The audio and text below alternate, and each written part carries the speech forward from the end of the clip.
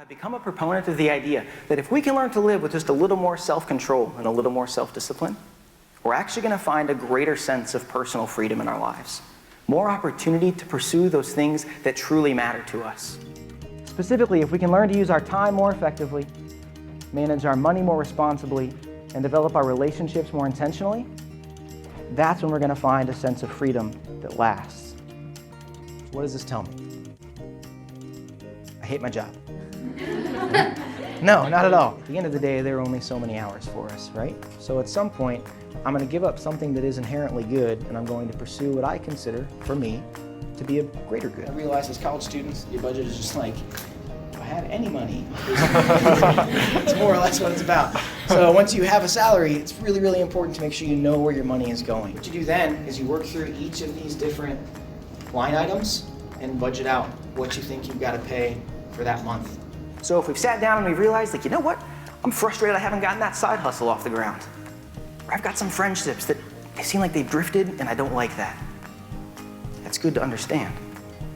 But then we look at how we use our day and we realize, oh yeah, I watch Netflix for about 2 hours every night. Scroll on my phone for another 30 minutes before I go to bed. The truth is, we have the margin that we need to pursue those things that matter to us. So from this, you've determined what's important to you.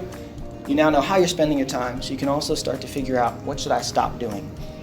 Just as important as a to-do list, I learned at one point that a to-don't list also matters.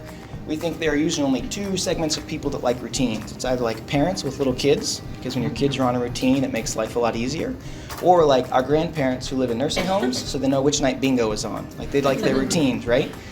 Truth is, routines help us amplify the things that matter to us. And we're going to talk about how to develop those. One of the difficult parts about being on your own for the first time as an adult, especially if you move away, and again, some of you experience this moving 2.5 hours from home for your college or further, is the ability to find those connections that really make a difference. I firmly believe that one of our deepest desires as human beings is just to be known.